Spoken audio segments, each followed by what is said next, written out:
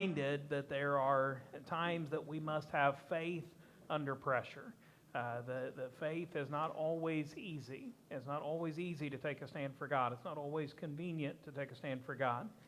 And yet, just like steel is tested under extreme heat to prove its strength, faith is proven under pressure, not in comfort. And God puts our faith to the test sometimes. Will it stand those tests of pressure? Many Hebrew children have been taken captive by the Babylonians when Nebuchadnezzar had besieged Jerusalem. If you look back to Daniel chapter 1 and verse number 1, it said, "In the third year of the reign of Jehoiakim, king of Judah, came Nebuchadnezzar, king of Babylon, unto Jerusalem and besieged it. And when he came in and besieged Jerusalem, the Hebrew children had been taken. Among them were 4 faithful young men, who the Bible names in this book, Daniel, Shadrach, Meshach, and Abednego. And chapter number 2, Daniel interprets the king's dream. They stand against the eating of the king's meat, and special favor is shown to Daniel and his friends because of those things. However, the story takes a drastic turn here in chapter number 3. Though once favored, they now face fierce opposition. And that brings an interesting point, even in the year 2026, that sometimes in our life it seems like that we have even some favor being a Christian, and that people have taken note. But there's other times that the fact that we are a Christian, there will be fierce opposition. It is not always favorable to be a Christian. It's not always favorable to live by faith. Sometimes it incurs fierce opposition. The world does not always understand the things of God. The Bible says in 1 Corinthians chapter 2 and verse 14, "But the natural man receiveth not the things of the Spirit of God, for they are foolishness unto him. Neither can he know them, because they are spiritually discerned." And so we should not find it odd when people who are unbelievers, people who don't believe the Bible, people who don't follow God, don't always understand the things of God, don't always understand the things that we would do, or the things that we would stand for, or the things that we would stand against. In this powerful passage, we witness a demonstration of faith under fire.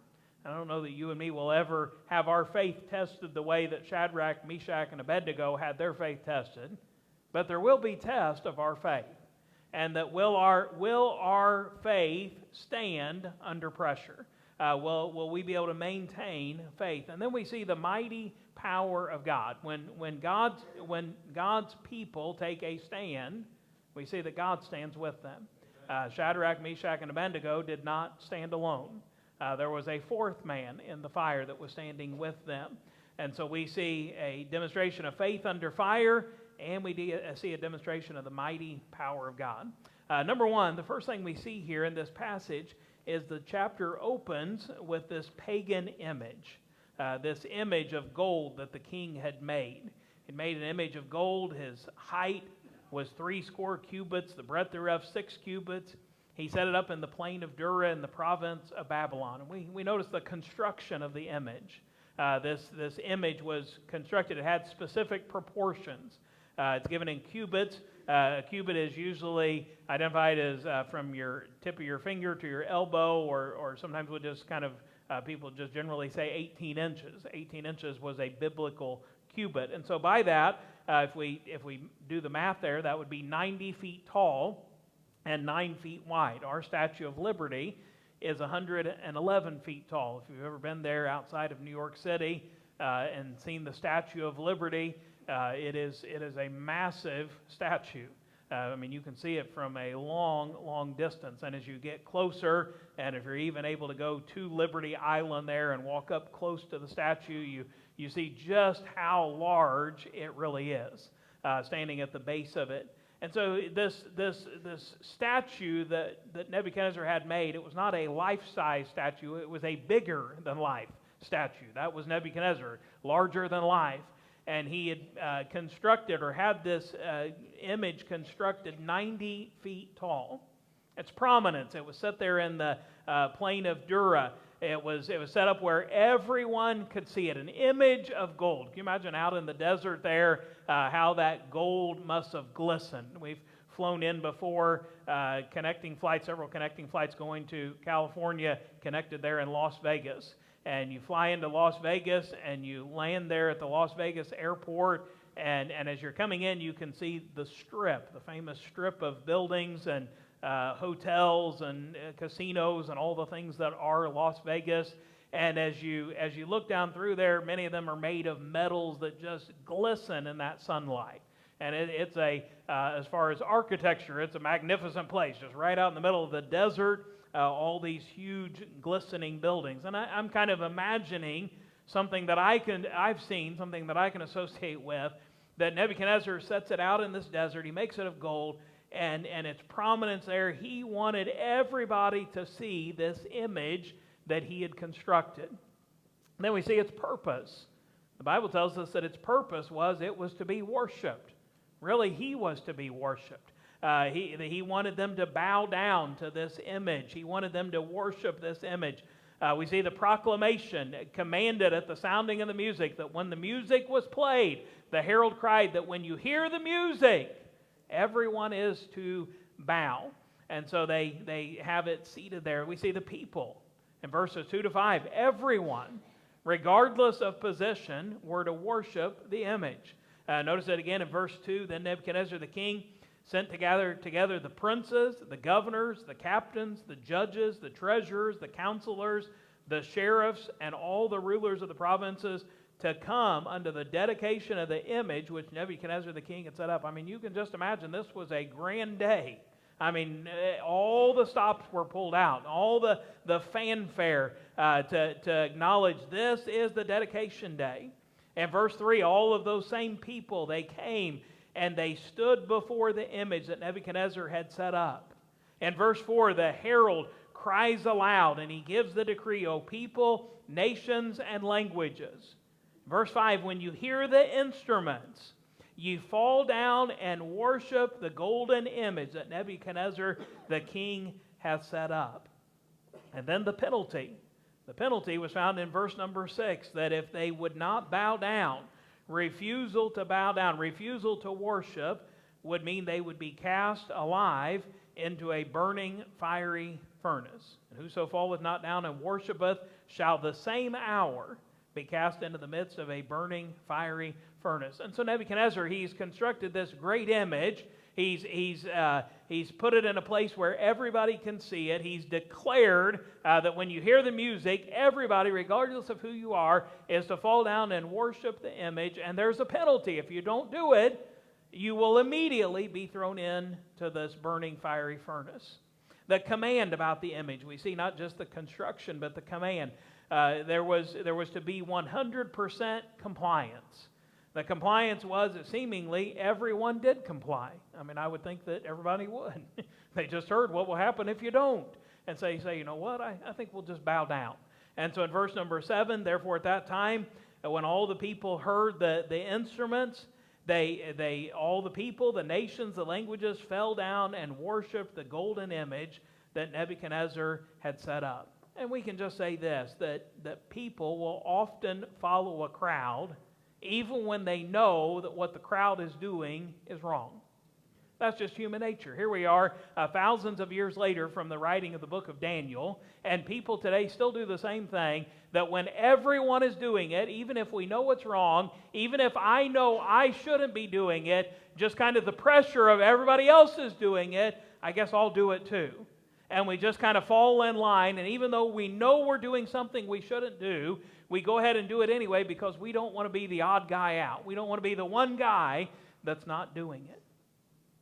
You know, here's a good statement to remember. Wrong is wrong even if everyone is doing it.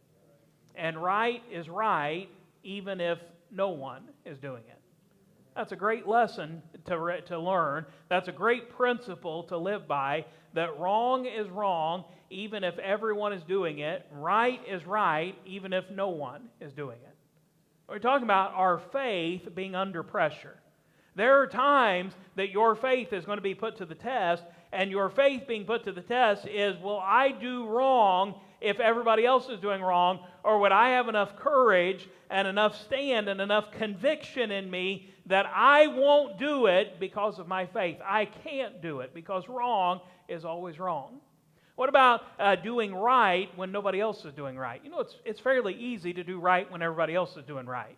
It's fairly easy. Everybody else is doing something, and you say, you know what, they're doing it, I can do it. They're doing it, I ought to do it. I should do it. But you know where faith is really put to the test is when it seems like nobody's doing it.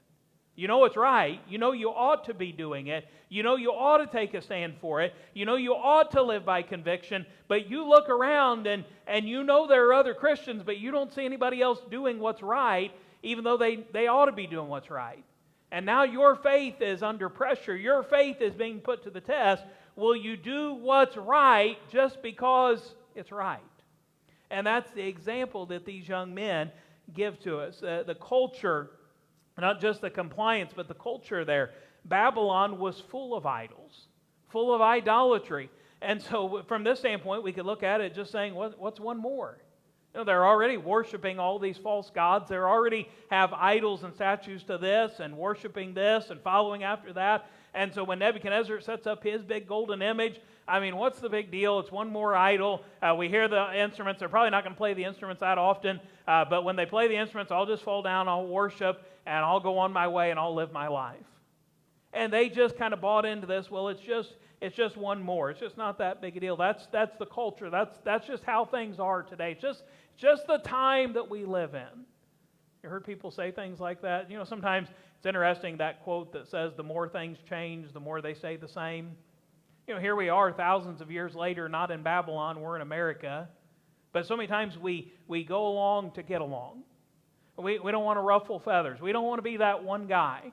We don't want to be the one lady that seems to be the one kind of stopping everybody else from. We say, you know, it's not that big a deal. I don't want to make a big stink about it. I'll just do this. It's not changing who I am. In my life, I'll still do what's right. But I'll just in this situation, no. Wrong is always wrong, and right is always right. And when our faith is put to the test, we need to have faith and conviction even under pressure.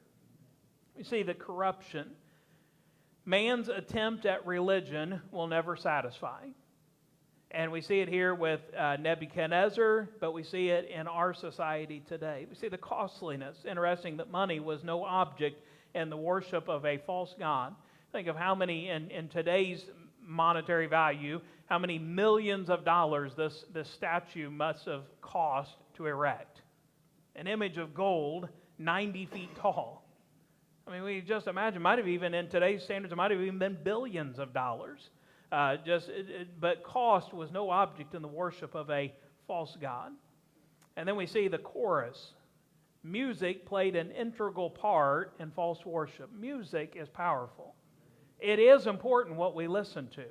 It is important how we are influenced by the things that we listen to, by the things that we watch. But we're just talking this morning about things that we listen to, the kind of music that you listen to, the influence that you're letting it have in your life. Are you listening to Christian music, godly music?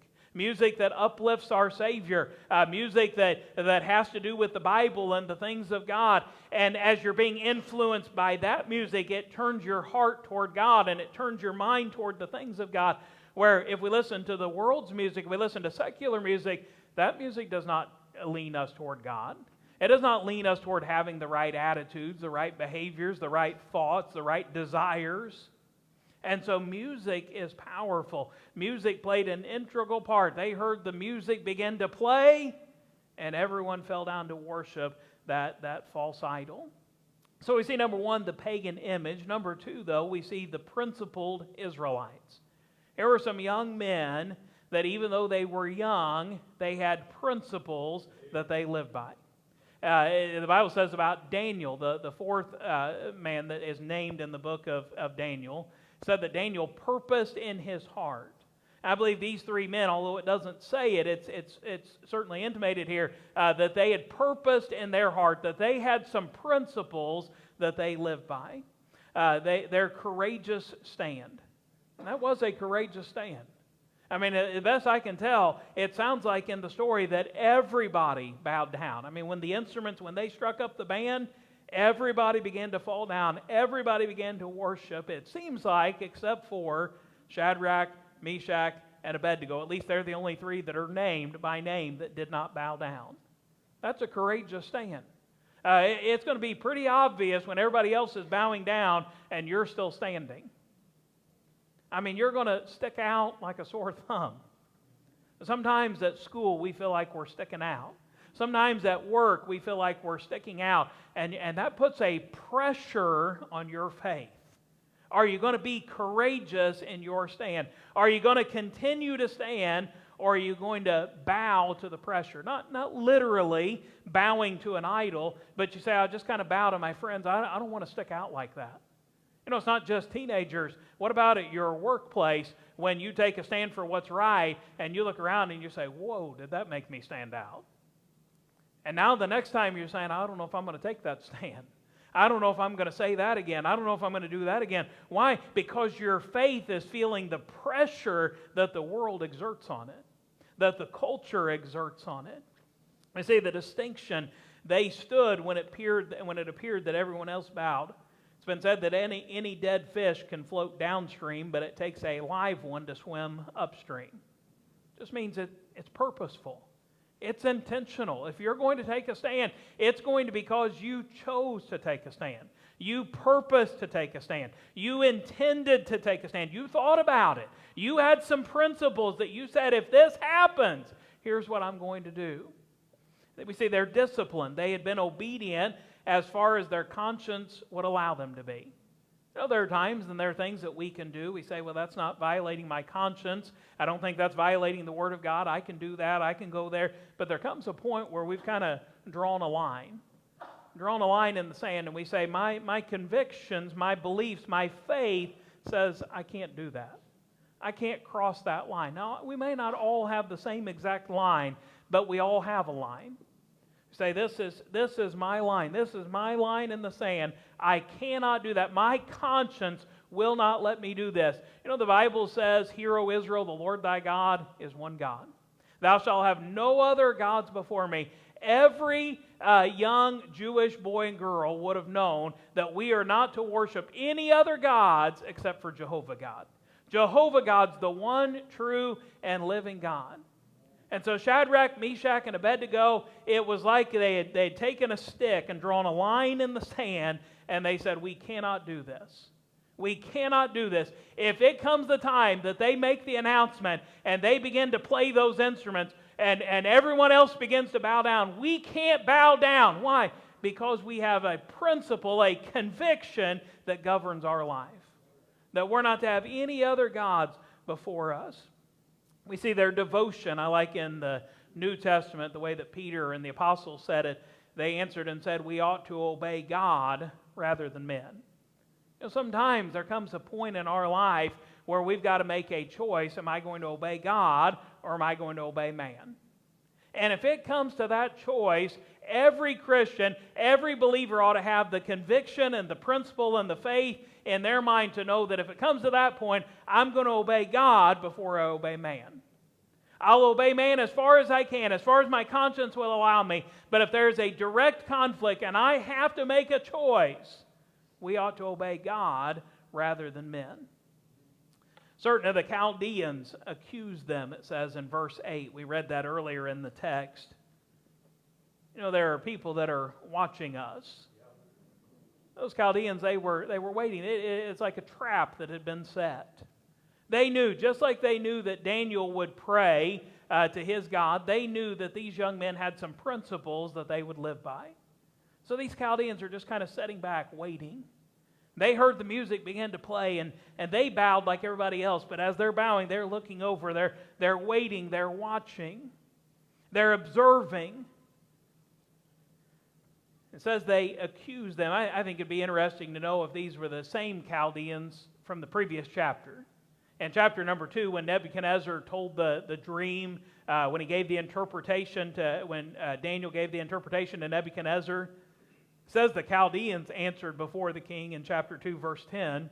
and said, "There is not a man upon the earth that can show the king's matter. Therefore there is no king, lord, nor ruler that asks such things at any magician or astrologer or Chaldean." And so essentially what was happening in chapter 2, if you're not familiar with the story, in chapter 2, Nebuchadnezzar had a dream, and he's wanting them to tell him the interpretation of the dream. And they're trying to gain an advantage. They're like, well, tell us what the dream was. And what they're thinking is, if we get an idea of what the dream is, we can make up an interpretation that seems to fit the dream. But Nebuchadnezzar is almost like he's on to them, and so he says, "I'm not telling the dream. If you can tell the interpretation, you can tell the dream." And so they said, "This is impossible. This is impossible. No man could tell you what you're asking." Then in verse 24, "Therefore Daniel went in unto Arioch, whom the king had ordained to destroy the wise men of Babylon. He went in and said thus unto him, Destroy not the wise men of Babylon. Bring me in before the king, and I will show unto the king the interpretation." Now, here were those Chaldeans that heard Daniel do that. They had heard about this God, and now it seems like it's the same group of men that still are accusing those that would stand for God. We see their confident statement talking about the Israelites, Shadrach, Meshach, and Abednego. The confident statement that they're going to give. These men, these Chaldeans, they go into the king and they flatter the king. Interesting, that's how they start. They start out kind of buttering him up. And so in verse number 9, "Then spake they to the king Nebuchadnezzar, O king, live forever." Well, he's going to like hearing that. Why? Because we already know that he's a prideful man. He just built this image of gold, put it in the plain of Dura, 90 feet tall, and they say, "Oh, king, live forever." They flatter him. But then they get to what they're about. We see their focus. They remind him about the law in verses 10 and 11. "Thou, O king, hast made a decree." So remember that, king? Remember what you said? "That every man that shall hear the sound of the instruments shall fall down and worship the golden image. And whoso falleth not down and worshipeth, that he should be cast into the midst of a burning fiery furnace." And we see the finger pointing. Now they've got to where they want to get to. And king, those people, the Jews, remember them? Yeah, they're the ones. Notice what they say in verse 12. "There are certain Jews whom thou hast set over the affairs of the provinces of Babylon, Shadrach, Meshach, Abednego. These men, O king, have not regarded thee.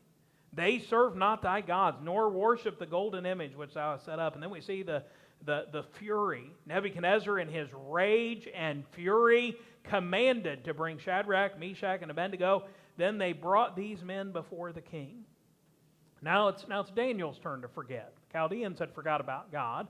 Nebuchadnezzar forgets about God. "Nebuchadnezzar spake and said unto them, Is it true, O Shadrach, Meshach, and Abednego, do not ye serve my gods, nor worship the golden image which I have set up?" He goes on in verse 15. "Now if ye be ready," it's almost like he's going to give them a second chance. We're going to play the instruments again. And maybe you guys didn't hear it the first time.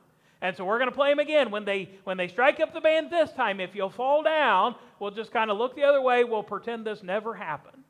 We'll just let you off. We'll not make a big deal about it. But if not, you're going to be at that hour thrown into the midst of a burning fiery furnace.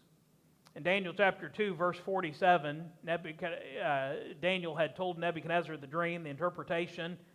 The king answered unto Daniel and said, "Of a truth it is that your God is a God of gods and a Lord of kings and a revealer of secrets, seeing thou couldst reveal this secret."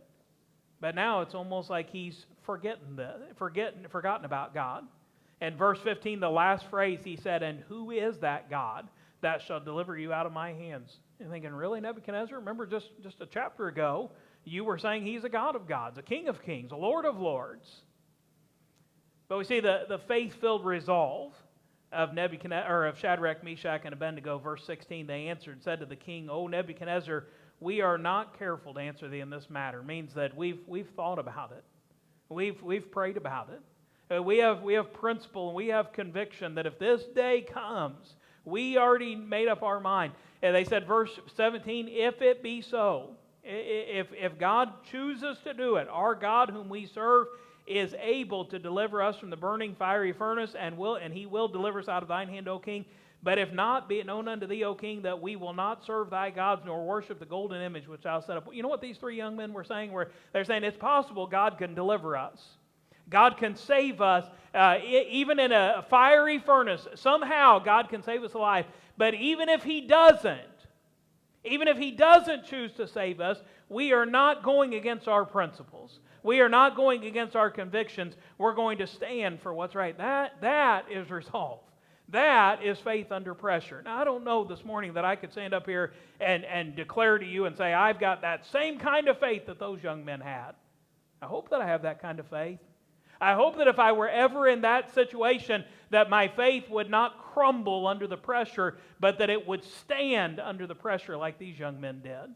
I mean, they were under immense pressure. They were in front of the king who was the most powerful man in the world at that time. He had that burning fiery furnace, and he's saying, you've got one more chance to give in. One more chance. We're gonna play the instruments, and if you bow down, we'll pretend like this never happened. But we see their faith-filled resolve. Hebrews chapter 11, verse 34 records what we call the chapter of faith, or the hall of faith. It doesn't name them by name, but in verse 34 it said, quenched the violence of fire. They're listed there in that great chapter of faith that they were men who stood by faith. Then we see lastly the powerful intervention. You see the pagan image, the principled Israelites, and then the powerful intervention. Who's going to intervene? God's going to intervene. God's going to stand with them. We say the furnace intensified. Where the king he is so angry. He's just literally like about to blow his top. I mean, you can hear the rage in his voice. And verse number 19, then was Nebuchadnezzar full of fury. The form of his visage was changed. You ever seen somebody, they get so angry and so mad, their face just begins to change. Their eyes begin to change. Against Shadrach, Meshach, and Abednego. Therefore he spake and commanded that they should heat the furnace 7 times more than it was wont to be heated. And I don't even know exactly how you do that. But he says, make it hotter than it has ever been. 7 times hotter than it's ever been.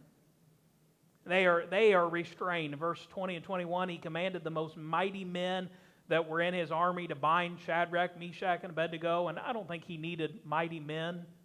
I believe those 3 men stood there and let them bind him. They weren't fighting against that. They were standing for their God. They were standing for their faith and their conviction, but they're wrapped up. They were bound in their coats, their hosen, their hats, their other garments, and were cast into the midst of a burning, fiery furnace. And we see the ruin. What just kind of a crazy detail that God puts in this story.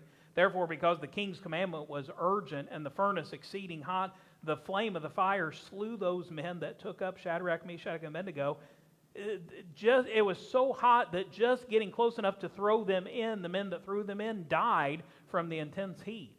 I mean, what a fascinating detail that God includes in the story. And these 3 men, Shadrach, Meshach, and Abednego, fell down, bound into the midst of the burning, fiery furnace. And at that point of the story, we would say, that's tremendous. These men died for their faith. What a stand that they took, that they were willing to die for their faith, that they were willing to show courage, just unbelievable courage in the face of pressure. The resentment, though, many times God's long-suffering makes sinners more angry. Think about that God is long-suffering, that God is gracious, and yet sinners, rather than turn to God, many times people get more angry at God. Wicked men get more angry. How could he do that? Rather than God's graciousness and God's mercy leading them to repentance, instead it causes them to be even more hardened against God.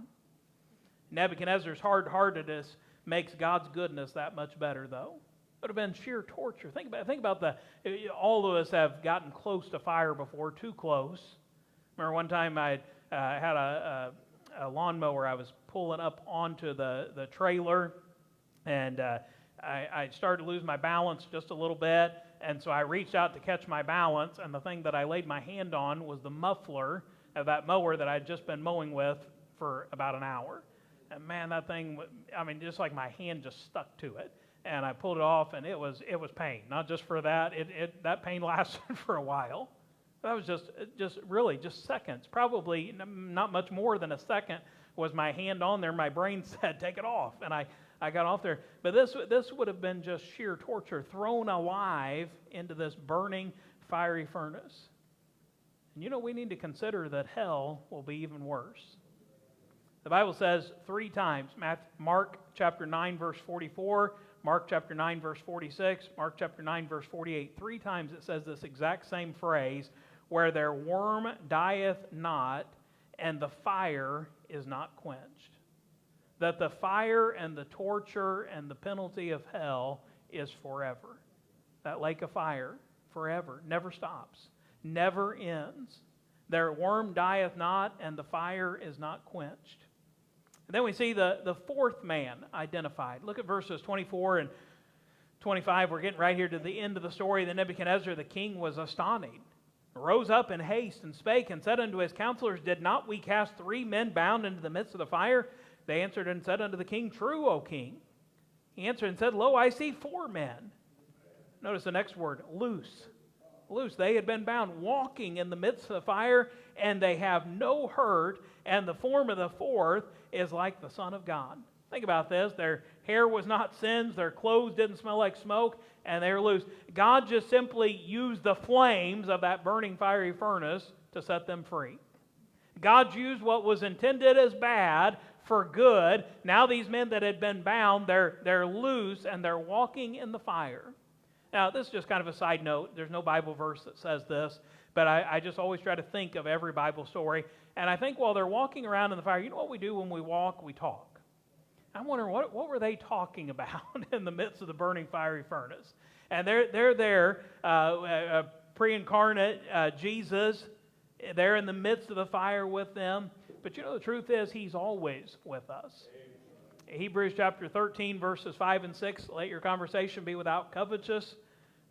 Be content with such things as you have, for He has said, I will never leave thee nor forsake thee, so that we may boldly say, the Lord is my helper, and I will not fear what man shall do unto me. Now they literally had Him walking beside them in the midst of the burning fiery furnace. Now we can't literally see Jesus, but we can know that Jesus is with us wherever we go.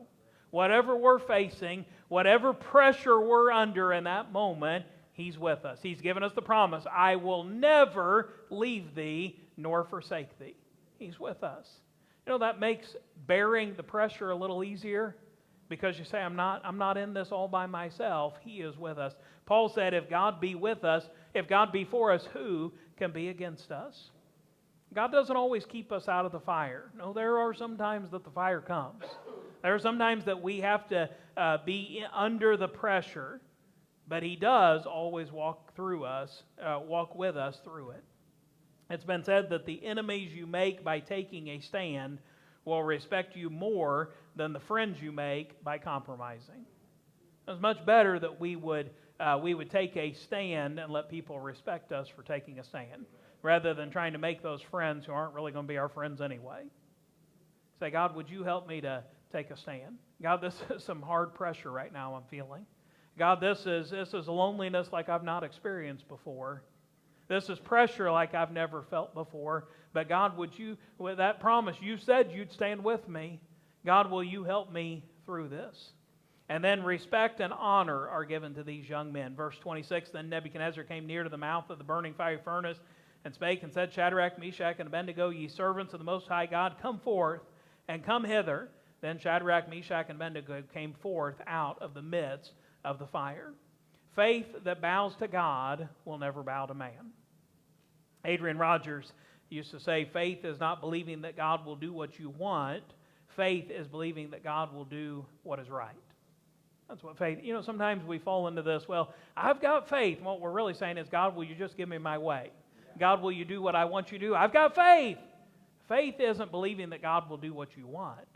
Faith is believing that God will do what is right. Their faith was seen. Verse 27, the princes, governors, captains, the king's counselors being gathered together saw these men. Everybody saw this. Everybody heard about this. upon whose bodies the fire had no power, nor was an hair of their head singed, neither were their coats changed, nor the smell of fire had passed on them. I mean, there is no explanation other than God. This was miraculous. And because of it, God was praised. Then Nebuchadnezzar spake and said, Blessed be the God of Shadrach, Meshach, and Abednego, who has sent his angel and delivered his servants that trusted in him, and have changed the king's word and yielded their bodies that they might not serve nor worship any god except their own God. God was praised for what they did. Therefore I make a decree that every people, nation, and language which speak anything amiss against the God of Shadrach, Meshach, and Abednego shall be cut in pieces, and their houses shall be made a dunghill, because there is no other God that can deliver after this sort. And then their lives were strengthened. Verse 30, then the king promoted Shadrach, Meshach, and Abednego in the province of Babylon. And when you take a stand for God, it will strengthen your own faith. It'll strengthen others. Others will be encouraged by it, but it'll strengthen your own faith. The story reminds us that God always rewards the resolute. Say, God, would you help me to be resolved? God, would you help me to take a stand? And then know that He will always honor those who are faithful and obedient. God, help me to be faithful. God, help me to be obedient. May their faith challenge us to stand firm no matter the pressure. I don't know what pressure you're facing. Go back to school here in about a month or so. There'll be some pressure that the young people will face. Adults, you go to work. Sometimes every day it seems like there's some pressures you face at work. Sometimes in society or with your family, there's some pressure that you're under right now. Will your faith stand the challenge, no matter the pressure? When the music plays, when the pressure builds, when the fire is threatened, will you stand? Let's go ahead and stand if you would this morning.